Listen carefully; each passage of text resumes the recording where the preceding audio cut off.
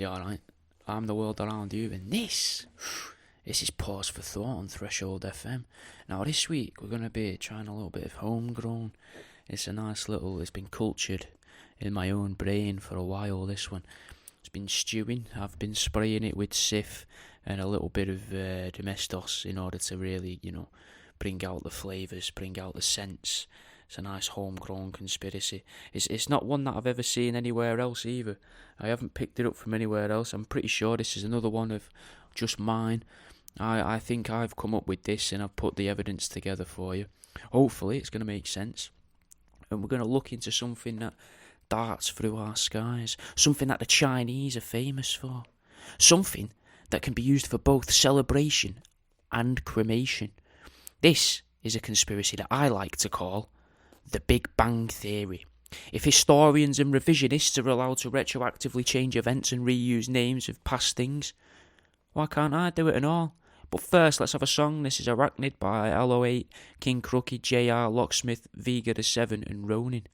We're going to start this week with a great British conspiracy, which would be a well-good TV show for Channel 4 or Channel 5 to pick up. They get 12 people from Britain and they've all got to create their own conspiracy each week, and then you could have David Icke, Linda Moulton Howe and Sean Ryder judge it based on their experience. You could have it presented as well by people that have got no reason to be included in a conspiracy TV show. Like, how all the Bake Off judges were used in order to sort of bring in a younger audience and different audiences. So you could have, like Claire Balding being a presenter paired up with someone like Jim Davison to bring in a bit of lightheartedness to the whole thing. Then you could get Jim crying at the end of episode 4 when Teddy gets voted out because he was a bit light on the Jews this week and relied far too heavily on referencing the Patriot Act of America. The big celebrated moment of the series, every other week or so, would be when Mr. Ike leans towards your conspiracy board and gives it a nice pat before leaning in to give a firm handshake. Then, in the finale, the winner gets a great British conspiracy trench coat and a decorative Crazy Susan to put on the mantelpiece when they get home. But what we're going to talk about, this is a real Great British conspiracy from around the time that Great Britain was starting to form as we know it today as Great Britain, back in the late 1500s, maybe the early 1600s, when, when the Spanish were going mental. There was a king that was about to unify Scotland, which was just as heavily contested back then, really, as it is now about the conflammation, is it? The combination, probably the better word. I don't think conflammation is a word. I want to say bringing together, the unification of Scotland and England wasn't really heralded back then as a good idea, just like it's not now by a lot of Scottish people. But this fella was King James VI, except soon he was going to somehow rewrite history and become James I, because he'd be the king of the unified lands and the first James to ever do that. He was also planning on doing something that was going to affect the UK for the rest of time as we know it. Maybe, quite possibly, even America and all. He was going to be responsible for consolidating religious knowledge, removing religious knowledge, altering history and cause confusion for hundreds of years to come. King James was about to put his name and face to a book known as the King James edition of the Bible, and there's very little that's changed really since that's been done. That Bible was written by a huge writing team, just like now, and then they get a celebrity to pin the book on, like the king back then was the biggest celebrity going, so they pinned it on the king, and this writing team knows that this will help the book sell better because everyone knows his face, and this time they really cracked it. I guess it was a bit of beginner's luck, because this book went on to be the best-selling book all around the world. There was a few people massively opposed to this fella getting about changing the good word of the Lord though, and there was one guy in particular who'd been known as the guy for years, the guy everyone remembers, the main guy, the only guy you need to know, the guy that you can depend on, and his name was Guy, the original freedom fighter who would be celebrated by working class people all across the British Isles for at least 400 years, because he's still celebrated now. Now, his full name was Guy Fawkes, and he was going to help explain why there's a conspiracy around fireworks. After returning from a war fighting for some Spanish blokes, he came back to England a bit pissed off, and he came back here with his new bum buddy called Robert Catesby. You know, and I imagine their meeting went something like, "I'm not your guy, Bobby. I'm not your Bobby guy. I'm not your guy, Bobby. I'm not your Bobby guy. I'm not your guy, Bobby. I'm not your Bobby guy." Anyway, Guy wanted to lead, or at least catalyse a Catholic rebellion in England after experiencing both sides of the religious fence, and obviously preferring his stepdad over his real dad, which does seem a bit unfair because his dad didn't leave him like many of our dads do today. He died when Guy was 7 or 8 or so. Now in modern times it's pretty normal for your dad to die when you hit middle age, and that was no different in the Middle Ages, but Guy did better than average, and Guy managed to live to the ripe old age of 36, where his neck got broken on the day he was to be hung, drawn and quartered by a group of angry horses, whilst loads of other people looked on eating some form of snack, like they're at the cinema, because the cinema was yet to be invented. So they used to go and watch, you know, people be killed that they'd seen in the papers. Kind of like what they do now with celebrities, where they build them up and then fuck them up, and then we all celebrate when they go mental. Anyway, somehow, Guy managed to slip and fall on his way to the gallows, so maybe he managed to top himself, or, you know, to get out of the way of being killed like this. Or possibly Guy Fawkes might have been a life actor, like the ones that we covered a few weeks ago, and after managing to complete his job in the timeline, he was able to just slip out of this world and out of this reality, ready to come back in the future, or maybe slip into the past in order to be able to fulfill his next duty in one of the new skin masks. Maybe he was a renegade life actor though, because every year since his death, we now burn his effigy on top of bonfires, whilst young children sit and beg outside of petrol stations with their own effigies, trying to collect cash as a tribute to the fallen hero known as Guy Fawkes. But is Guy the hero that we're all told he was by our dads when we were kids? Could it be that the upper classes of us, you know, gather round ritualistic bonfires once a year and burn the man who could have saved us from today's tyrannical government and their stranglehold on our independent freedoms? They have us gather around and eat apples, except the apples get covered in molten sugar, so that shows us that the dentists are in cahoots with these people. We could also extrapolate further from these sugary treats though.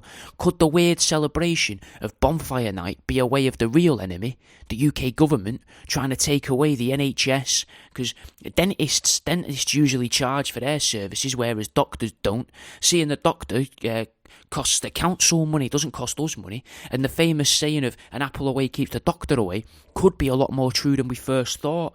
We keep celebrating the death of the man who attempted to free this country from its oppressors, all whilst eating apples on sticks, meaning that we'll have less need to go to the GP to go and see the doctor, meaning the government can slowly cut funding from the NHS, all whilst we stand around, rot our teeth, and inhale fumes from petrol and tannalised timber. All things that in the future are going to lead to doctor visits further down the line, but possibly in a time where we then have to pay to visit the doctor, just like they do in America. Let's have a song though, and then we're going to explore how America is also using fireworks to manipulate their people. This is Unbelievable by Dave East and Method Man. Got some new crystals and fossils in recently on worldaroundyou.com. There's also, you know, bobblehead ducklings, rat pencil cases, shirts as well with stuff on, canvases also. So if you join the Patreon, you get a discount code for certain shirts and the canvases. So patreon.com/worldaroundyou or just worldaroundyou.com. Anyway, there's a link to everything in the description below. I'll let you carry on with the show. So in America, they use gunpowder very differently to us in England. A lot of it gets used in this American phenomena called gang warfare, which seems to be where children and teenagers shoot each other in the streets to try and impress the older people that live in the areas that they live. You know, that they want to impress and be friends with or work for. They also use a lot of their gunpowder in events known as school shootings, which is where teenagers and children kill each other, except they do it whilst they're at school. So we can see the issues aren't some form of educational problem amongst shootings. It doesn't matter if the child regularly attends school or if they get educated in the streets. Either way, American children have a penchant for gunpowder. Now, you can have guns in every state of America as well. There's just different rules around obtaining them. But In America, you're not allowed to buy fireworks in every state. You can order grenade launcher and hand grenades in pretty much every state, but not Catherine wheels, not a Roman candle. Ohio, Vermont, Massachusetts and Illinois are all very strict when it comes to buying fireworks. In fact, you're not allowed to at all in Massachusetts. No one is allowed to buy fireworks. I imagine there may be a license or something for arranged shows, but nothing that I could find, so maybe they just don't do firework displays in Massachusetts. They want to save all of the gunpowder for the children, for the little American boys and girls, because if they're not going to use it at school or on the streets outside their house when they're playing on the block, they can maybe save it up and use it when they're all propagandized into going to war for America. You know, rather than letting the adults enjoy themselves with a few beers and a packet of rockets, they'd rather the kids could injure each other. Now, I don't know if gunpowder is used in fireworks, but you get my point. Now, in Ohio, that's where the Mormons are, innit? So, well, a lot of them. So you could expect it to be stricter there for most things, but what if they restrict the use of fireworks because of the aliens? Now, we know that the Mormon Church only exists because Joseph Smith was visited by a couple of aliens whilst he lived in the woods of New York. So, could the restriction of fireworks be in place just in case the fireworks prevent the aliens from coming back to visit modern-day Mormons in Ohio? They don't want the things interrupting the airspace, you know, the explosions, and they definitely don't want the explosions and fire and literal bombs in the air and missiles. That's what rockets are, really. They could be seen as missiles. They don't want them being perceived as threatening by the possible aliens or angels. But from our episode on angels, we learnt that Moroni and that are probably more likely to be aliens than an angel because they presented themselves in human form. Quite possibly as well even the devil or a demon, but ignoring that, we're going to stick with aliens for the sake of this. But it makes a lot less sense when you think that, because when you realise Nevada allows for the sale of fireworks, and a lot of people believe there's loads of alien activity in Nevada because of like Area 51 and stuff like that. But what if Nevada is like customs for alien visitors, whilst Ohio is where they sneak across the border? Like Americans believe about the Mexicans, or a child struggling with a paint-by-numbers kit. Could there be a much more sinister reason why they don't allow fireworks to be bought in those parts of America? Could these states in America be the locations of the Stargates, like what Saddam Hussein supposedly had? Or is it where some of the glazed perception filters are? It seems strange to assume that, though, because Florida's got tons of fireworks displays, and Florida's home to Cape Canaveral and a couple other spaceports where they fire off fucking actual rockets into the sky. Some people believe at the firmament, some people believe into outer space, some people believe to the moon, blah, blah, blah. But either way, they put rockets with people in our satellites and launch them regularly from Florida. And wouldn't that affect alien spaceships? And our own, if there was fireworks there. If the fireworks are affecting alien spaceships, would they not bother ours? Why can we launch our own, but the fireworks don't get in the way there? So maybe that's not right. Or could it be that our secret weapon within the space wars that was started by Ronald Reagan in the 80s, could it be that we're able to pollute their engines if they enter our atmosphere? Or is the legal status a way of controlling the terraforming of the Earth? Just like how Elon Musk recently said that we'd have to launch nuclear bombs at certain parts of Mars to speed up the terraforming process on there. Could it be that the various industrial revolutions around the world have been a way to subtly terraform the planet? Could the induction engine have been a helpful byproduct of terraforming? It's hard to know.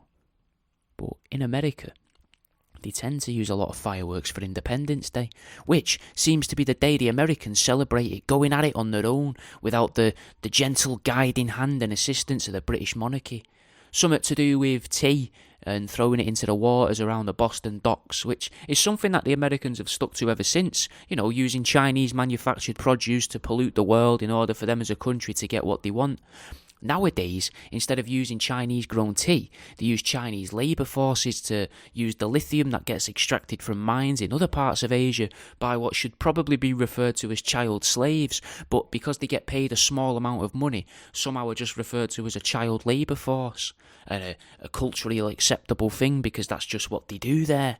If we wanted to, I suppose we could view Americans' Independence Day as a way that the Americans showed the hand to the rest of the world. because they put all of that tea into the water, which then flavoured and polluted the water. But they polluted the water in order to be able to control their own population without the need for Haven holiday camp representatives to be involved in overseeing the comings and goings of the various political officers at the time. They're still polluting their water to this day as well, cramming it full of fluoride and whatever other chemicals our collective imaginations can conjure, not to mention all the recycled piss and shit particles that'll be in there after a measly sieving and a bit of bleach. It's almost as if they want to kill their people. Maybe the British monarchy was against that. It makes sense that the monarchy would be against it because a monarchy needs subjects to rule, whereas America's always kind of felt like it wants subjects to study. That mostly seems to have come about as well from when they took in a load of Nazis under the wing after the end of World War II through Operation Paperclip, but this isn't about Operation Paperclip, but probably not the first mention of the Nazis of the episode. Well, definitely the first of the episode, but not the last, is what I mean to say.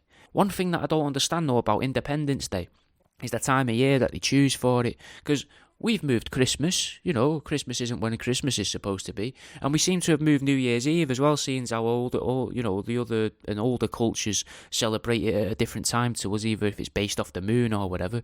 And it would have been moved again if George Eastman got his way from Kodak and managed to introduce his 13th month to the year. It's obvious that we do New Year's Eve in the darkest part of winter for similar reasons to why we have Christmas in winter. It's to just cheer people up a bit, innit? Christmas should be in the summer, realistically, if it was made to celebrate the birth of Jesus. I think it's sometime around August. Otherwise, it's just a almost identical replacement of a pagan feast that takes place in the winter in olden times and for pagans of today. It makes sense as well to have New Year's Eve in winter so that the fireworks look better as the sky gets darker. So why do Americans insist on releasing fireworks in the first week of July? I mean, we could probably blame their education system, which is supposed to be rated as one of the worst in the world, where they think, let's have the fireworks when it's sunny, But I don't think we can blame that because they've got enough going on in schools to actually start paying attention to the books when they're getting, the fear of God put into them and having to sing songs about the president and the flag and stuff every day. A lot like a dictatorship how we would see a dictatorship if another country was doing that, where the people looked different to us or maybe spoke a different language to us. We'd probably go in there and what would we call it? We'd probably call it liberation if we went in there and stopped that with a bunch of people that were, maybe spoke a different language, looked a different colour, had a different style of haircut, things like that. But we don't do it with America for some reason.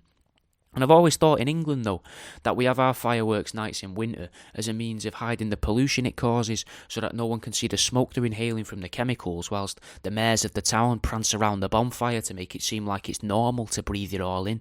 But if you pay attention at a bonfire night, the mayors are normally all gone before the explosion of the third Roman candle. Maybe there's some other idea. Maybe it's a distraction. Maybe there's something going on, elsewhere on the 4th of July in America. We already know that they've got subterranean species that come out of the ground every 20 years or so called cicadas. So it's not too much of a leap to believe that maybe there's another species of ground-dwelling creature that comes out of the ground each year around that time. Maybe the Americans are trying to scare them back down by exploding things in the air around the ground that they hide in, keeping the American people safe for another year from the gnome-like creatures of the deep. But let's have a song. This is Look Mama by King Crooked and Joel Ortiz. Today's episode is brought to you by HelloFresh. Do you feel like you're stuck in a dinner rut? With HelloFresh you get fresh, pre-measured ingredients with mouth-watering seasonal recipes delivered right to your door. Skip all those trips to the grocery store and count on HelloFresh to make home cooking easy, fun and affordable. You can now enjoy cooking and get dinner on the table in half an hour or less, with over 25 recipes to choose from each week. There's something for everyone to enjoy. All recipes are designed and tested by professional chefs and nutritional experts to ensure deliciousness and simplicity. Now, I've not signed up myself, but I've had a little look at what food is on there, and this week it seems like there's a lot of stuff purposely on there just to test my accent, because I can't pronounce a lot of it, so I'm not even going to try. But the Coronation Chicken Curry looks pretty nice. The Teriyaki Pork Mint Stir Fry, something I've never heard of, but I'd definitely give a go. Mexican Style Chicken and Sweet Corn Stew looks and sounds like it'd be quite nice. And then you've got stuff like creamy truffle, mushroom and spinach pie. I've never tried truffles. I wouldn't even know where to buy them, but these are, you get the truffles with it, innit? Like stuff there you'd think, oh, I wouldn't normally buy that myself, but you can give it a go here. Honey mustard glazed pork steak sounds pretty nice as well. So go to the link in the show notes and get 50% off your first box and then 35% off your next 3 boxes. That's the link in our show notes for 50% off your first box and then 35% off your next 3 boxes. HelloFresh, the #1 meal kit. If you're enjoying the show, whilst I've got hold of you here, just go and give it a rating. If you've listened to enough on Spotify, you should be able to give it a rating. Apparently it'll help me get up the charts. If you can go to Apple Podcasts, leave a rating on there as well, if that's what you use or if you got access to it, because apparently it all helps spread the show. Anyway, I'll let you get back into the show. We're going to stick with America for a little bit longer, and we're going to briefly consider their explosive mines and factories that they've got dotted across their land. We mentioned the fireworks manufacturers last week in the Loveland Frogmen of Ohio episode, and a bit further back, you might remember that the Mothman was usually witnessed near a TNT mine, so it's fair to say that there's some form of connection, or at least correlation, between otherworldly monsters and explosives. And that mention of otherworldly creatures brings us very nicely to the Chinese. Now, the Chinese believe in dragons, like we learned a few episodes back, and they also have their New Year's Eve at a different time of year. Next year, it's going to be on the 23rd of January 2023, but sometimes it can be in the last week of February. India, they have it around March time. The Iranians have it when the Zoroastrians do, and, we would have thought that word would come up so often after I included it in my first book, Uneducated Guesses, all those years ago. It's kind of like some form of synchronicity trying to push me towards the word. Anyway, the Iranians tend to have it on March 20th, 21st, which is when Aleister Crowley and the Thelemic Order also celebrated the New Year, so maybe the Iranians could be onto something there. Aleister's Thelemic Order celebrate the start of New Year as well for about a month, so it starts around the 20th of March and ends around the 21st of April. The current time of year as well that the ancient Egyptian New Year's Eve would fall, for the past 100 years and the next 100 years, can you guess what date it is? I'll give you a little second. 1, 2. That's, mate, September 11th. And it gets tied to Thoth as well, who I plan to cover once I've finished reading the couple more books that I've got here. But that's weird, innit? That they'd have New Year's Eve when we would also have 9/11. And it's also weird that 9/11 seems to fall smack bang in the middle of the time when their New Year's Day would be. Almost like they were trying to make sure it was definitely at the right time of year for whatever they're trying to do with the ancient Egyptians, what the ancient Egyptians believed about gods and aliens. Now, there is a lot of stuff where the Twin Towers seem to correlate with ancient Egypt and an ancient religion followed by certain celebrities and politicians from all around the world, but that's for a future episode once I've gotten through these books that I just mentioned. Like, there's things about logos and things like that where they all seem to symbolise 2 towers and like a crescent moon or a line through the towers, which a lot of people correlate 9/11 to. I want to get back to the Chinese as well for a moment. So with the Chinese, what I was thinking there was how they have the fireworks and that going off and the dragons on the street. Maybe it's a sort of way to say, if we put these chemicals in the air of these colours and these different pigments, maybe it's a way to stop you from being able to see these extra-dimensional entities, the dragons, the lizard people, the ghosts, whatever you want to call them, the beings from a different reality that seem to walk amongst us, and definitely are literally walking amongst us, with us inside of them as dragons to make them look like they're moving and flying around down the road and that. Maybe they put the fireworks in the sky so that we're all looking at that rather than paying attention to the dragons. As a little subtle way of saying, like how we have TV and it's like, look at your TV, watch your TV, listen to what your TV says, get entertained by the TV, ignore what your own brain's telling you, ignore what you've seen outside. Ignore the fact that you definitely saw a ghost on that country lane. Ignore that because the telly's telling you ghosts aren't real. That's just what the Chinese are doing with the firework displays around New Year's Eve and displaying the dragons. No one's looking at the dragon costumes, only the kids. The kids are looking at the dragon costumes because they can't see the fireworks through all the Chinese people's heads as they look up from the ground, from the street and that. They only see the dragons, which is something that a lot of people seem to believe, that children are able to perceive this other reality through this, this air that we as adults can't see, but children can see them. And then after a while, they get berated enough at school and things like that. Because if anywhere does do school well, it's going to be China, innit? where they're telling them, them things don't exist, stop paying attention to them, blah, blah, blah. But this week's about fireworks, innit? That's why it's called the Big Bang Theory. And it might feel like I was lost on one of my regular asides there, but ironically, that was a distraction to make you forget about the fireworks because I wanted to prove a point to you. Look how simply, just me, how I can take your mind off the most important thing going on. In this instance, that being the topic of the show. So, what if that same logic was applied to events where fireworks are used? Are they just a distraction used to stop us paying attention to something else that's going on? Because to me, and possibly to you as well, it seems strange, doesn't it, that the whole world wouldn't have the same date to mark the amount of times the sun has circled above the flat earth, or for the amount of times the moon has chased the sun around the earth, or the amount of times Ra and Set have conquered the underworld and killed that massive snake, or even the amount of times the earth has revolved around the sun. It's weird, isn't it? We can't agree on that. It does make sense, though, when you realise that some places in the world are in the future, whilst you've got countries like Ethiopia firmly stuck in the past. 7 years in the past, they're stuck in 2014. George Eastman would have loved Ethiopia. He would probably where he got the idea from for the 13-month calendar. But that's another show. We should probably just do a show on George Eastman and finally get it out of my system. But why is everywhere so adamant about having set nights each year where they've conditioned the population to explode chemicals in the air? Are they signalling something? And trying to make sure that there is definitely a signal being sent as frequently as possible so that whoever it's intended for is definitely able to receive it? Or is it a warning? Maybe it's like Peter Kay's 3 rings for his mum. We blow up a bunch of toilet rolls full of gunpowder to signal to the people or creatures hiding in the quote-unquote moon that everything is well. And then when they don't see these explosions, they're like, fucking hell, something's kicking off down there. We better go down and sort it. Just like how Peter Kay's mum would panic if she didn't get the 3 rings and that when he'd been out. No one would be able to decipher that either.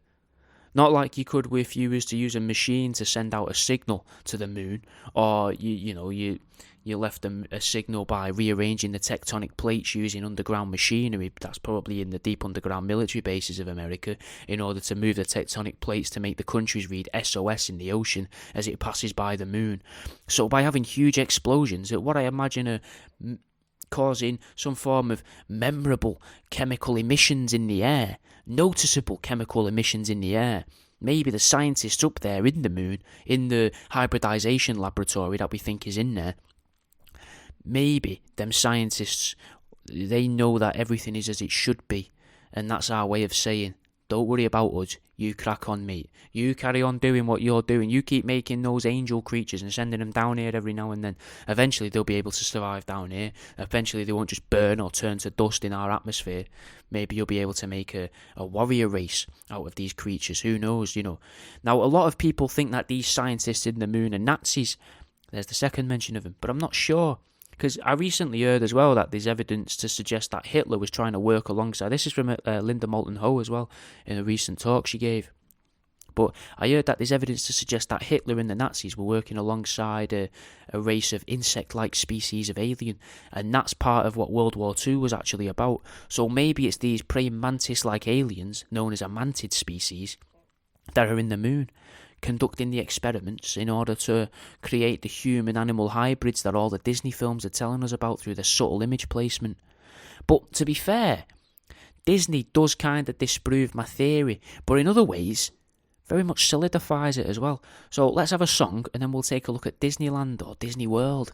This is the acoustic version from Up All Night from Classified's new album with Javier Mighty. I've got a Patreon now as well with little bonus shows if you fancy that. For £3.50 and up a month you get video versions of these shows so you can watch my face as I'm reading these. You get an almost daily show. We're up to I think 73 at the point of recording this one now, plus little extra premium episodes and a full length premium episode every now and then, normally based on a film. So go and have a look for £3.50. You give it a go. I get £3.50 and you get a load of extra stuff to listen to. Just listen to my paranoid, listen to me basically just fall down a hole. Anyway, I'll let you crack on with the show. So in Disney World, right, a lot of nights, they do these massive fireworks displays, even though Disney are constantly used to spread the propaganda about global warming and pollution, you know. One rule for them and another for us, innit? Same as everything. Do as I say, not as I do. Which makes sense because there's been loads of stuff in popular films that say the Nazis are evil, and Disney owns most of these film studios, yet Disney's reported to have done a lot of work with ex-Nazis. So it's a very strange place for us to get our lessons from and for us to develop a conscience from, you know, especially as children. But think about Disney World. You've got at least Animal Kingdom, you've got the Epcot Centre, you've got MGM Studios, and the main one with the castle, which I think is called Magical Kingdom. Anyway, Animal Kingdom, though, that'd be a fucking well good place to introduce, quote, newly discovered species, end quote, aka species that have been hybridized in the floating fucking laboratory in our night sky, the moon. Think about how many millions of people pass through as well each month through Animal Kingdom, absorbing all these fake facts about fucking giant anteaters, completely ignoring how they've never even seen or heard of a regular anteater or even the fucking alternative teacup anteater. There's been loads of propaganda as well to tell us over the years that elephants are dwindling in numbers throughout my life at least. From shills on TV like David Attenborough, whose own brother parried him in the blockbuster film Jurassic Park in the mid-90s. We also get told that we don't know where elephants go when they die, which brings up a couple of questions. Do elephants somehow metamorphosize? Are they captured and used for wars like the Persians did in Age of Empires 2? Or is there something much more sinister going on with elephants? Do they somehow develop fur, or do they just burrow down to the hollow earth and then develop the fur when they get down there? Is that where the mammoths come from? They're never going to tell us these things. Do you remember when we found out about those elephants that live in jungles as well? I don't think I've ever mentioned them on here, but there was a species of elephants that we discovered in the past, I want to say 10, 15 years or so, that was just somehow fucking overlooked. An elephant, we never seen it before. We've already been prepped as well for the existence of a smaller breed of more manageable elephant in the knockout game Zoo Tycoon 2 with the Extinct Animals DLC with that Sicilian dwarf elephant. Now, it was under our noses this whole time, mate. Now, Sicily is a part of Italy.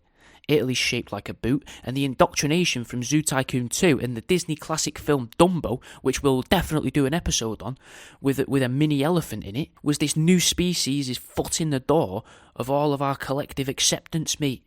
It's right there, mate. They just use symbols and fucking different pictures and that in order to fill in the sentences and fill in the gaps. That's how easy they're able to change our reality, or at least our perception of reality, mate. Next, we've got the Epcot Centre, which has a load of countries of the world in there, right? Represented all by harmful stereotypes. Another thing that Disney seems to be against, but somehow build all of their films on up until a certain point. But you know who wasn't against harmful stereotypes? The Nazis, mate. They fucking loved them. The Epcot Centre also has this focus on space travel and so-called science, right? Packaged up as infotainment, which is the propaganda's word for their propaganda, indoctrinating people to a certain amount of countries in the world and to the layout of space. It shows as well, it proves to us, the listeners of this show and the listeners of many other popular shows who think for ourselves, it shows to us that science can't be real, because it'd be well expensive to build a theme park centred around science, because as we've said before to each other on air, quote unquote science is supposed to be constantly evolving, but it's not. That's what makes it science, right? Like the fish that became us, and like the unfathomable creature will become either by the forced evolution brought onto us by our creators and our oppressors in the moon, or by nature itself. But it can't. The theme park can't change. That's based on science. But this place set in stone and polystyrene can never change because it's too expensive. How would they be able to afford it, and all the script changes and that, and the photo opportunities, everything, mate? They would never do it. They'd be constantly rebuilding stuff if it was based on real science. It's just impossible. Then we've got MGM Studios there as well. They use MGM Studios as a way to draw us all in with nostalgia, have us all nostalgia wanking in front of our kids. They lap up the nostalgia, right? These people, us, we lap up the nostalgia whilst being steadily prepped for the future by taking part in roller coasters and thrill-seeking activities while music plays and videos play in the background that enter our subconscious, whilst we're all forced into fight or flight responses by mechanical means of 60 miles an hour roller coasters and dips and drops and loop-de-loops and things like that, and dark spaces and loud noises, all messing with our brain chemistry. Then you've got that main bit of Disney World with the castle. The castle that supposedly depicts the castle where the King of the Hollow Earth resides in the city of Shambhala, which is yet another thing that brings this back to the Nazis. Hitler was supposedly looking for the entrance to Shambhala. That's why he was always hanging around with those monks, and why he supposedly died underneath that German car park with a handful of Buddhist monks with him, or Taoist monks, with him. You know, it's all there, mate. It's all there. It's all the same messages is there. Now, fireworks. Where do they fit in with all this? Well, have you ever heard of a type of therapy called EMDR therapy? It's a type of therapy that's used in victims of PTSD, where rapid eye movement and fast flashing, blinking lights and or patterns of sound are used to help reprogram a person's brain, putting in new thoughts, new memories, altering memories, tunneling into the brain and filing memories away in the infinite filing system of a human mind, all used to reprogram a person's brain. So by you bringing all of your kids to Disneyland, the kids are reliving the trauma of the fox getting left in the woods by that old lady, Bambi's man being shot by that fella, or whatever else happens in the depressing parts of Disney films, of the kids' films, but ignoring how upsetting children at the start of a film by killing all of Nemo's brothers and sisters and the mum before trying to convince them that it's cool to be a vegan after traumatising them. That's another thing we'll do one on. We'll do one on Finding Nemo, because that's just fucking vegan propaganda. We don't need to focus on that, because your kids aren't focusing on that when they're there. You know, it's already in their subconscious, hidden deep in their memories, being plucked back to the forefront of their minds as they walk around and buy toys and see their favourite characters standing around and waving at them. Now, whilst all that trauma is resurfacing from seeing these characters' mums die on telly, and they're experiencing that weird blur of fantasy and reality that kids seem to experience all the time when they're seeing aliens and ghosts and demons just walking around anyway, passing through walls and talking to them, and we as adults are going, that's not real, ignore it. But then we go Disneyland and we're like, look, there's Woody, and the kid's like, but I thought Woody wasn't real and I thought he was tiny. No, that's Woody, that, because you want to get your most out of what you've spent on the holiday, because otherwise it's fucking pointless, because why would you spend the money on it and then tell the kid none of it's real, unless you're fucking cruel, right? They're experiencing that blur of fantasy and reality, and then the organisers, the owners of the parks, the owners of your imagination, the owners of your mind, top off your day with a light show, causing their eyes to flicker whilst observing a specially formulated fireworks display that could have been specifically curated to alter the brain chemistry.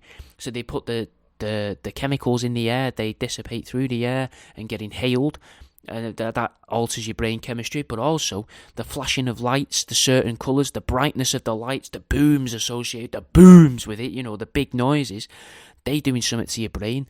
The certain colours will access certain parts of your brain. The patternation of it as well might do something to your brain. So they're altering your brain chemistry and the layout of the neurons in your brain by using these lights like you would an EDMR specialist. Just like how with the British celebration of Bonfire Night could be used as a way to use fireworks and the primal fear of fire instilled with us all because of films like Jungle Book. That's all used to prevent a public uprising and subconsciously scare any potential domestic terrorists away from trying to topple the government in case they end up as, an out-of-work scarecrow sat next to some 10-year-old in an SO4 court on the edge of a Mancunian estate.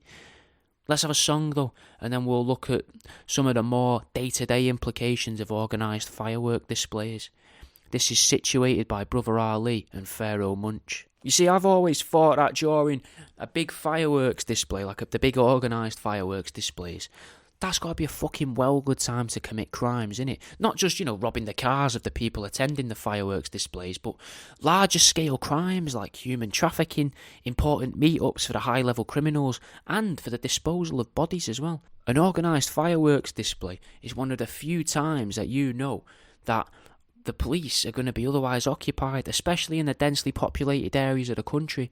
You always tend to see police at them as well, keeping an eye on things, just having a presence. And think about how many of them happen in each city, especially the bigger cities. It's not just one for Manchester, one for London, one for Birmingham, one for Hull. There's loads going on in these places. So all of the police, the resources are stretched thin because they've got to keep an eye on these things. What if people throw deodorant cans? What if fucking people try and rob the travellers that have set up the fairs there? Things like that.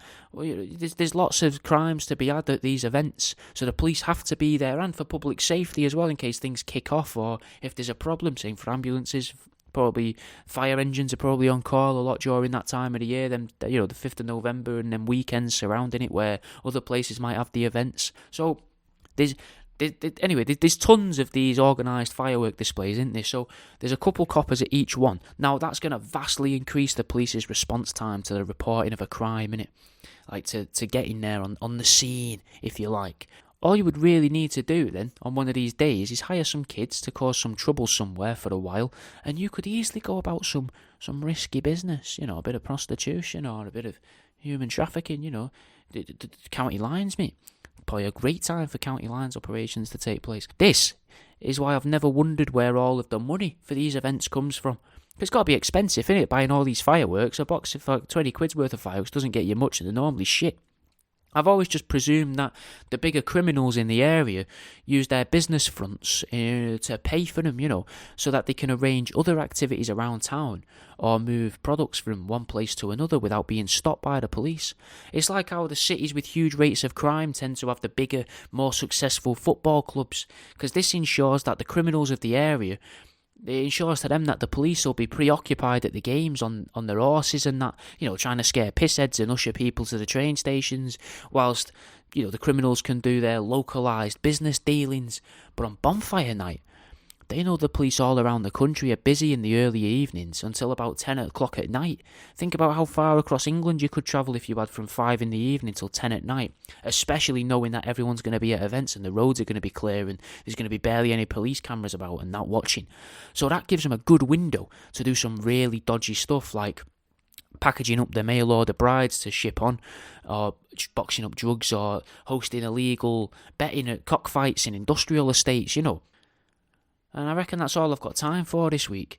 I think I made quite a good case as well this time for why we should all be suspicious of fireworks. I didn't even get to mention about how the government seems to be coming after your dogs, trying to take your dogs away from you, and how fireworks are a great way to weed out some of the weaker dogs, causing them to have heart attacks and that from fear and panic and stress, whilst making the more powerful dogs more likely to attack their owners' children out of fear, using up their one bite because of the fireworks, meaning that the government can then make you put your dog down next bonfire night because it's currently only legally allowed one bite attack in its lifetime.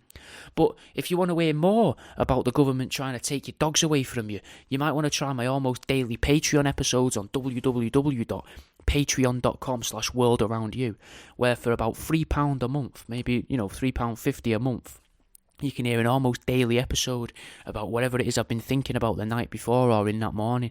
And I have definitely been bringing up about how the government are trying to take our dogs away from us and how the government are trying to force you to put your dog down so that when they come into your house they don't have to deal with dogs. Anyway, that's enough for this week. Thanks for listening. Leave us a rating. Send it to a mate, share it somewhere on the internet to help me reach more people. Don't forget about the shirts on worldaroundyou.com as well. But yeah, leave a rating, send it to a mate, that all helps as well, or fucking see us in a bit, mate.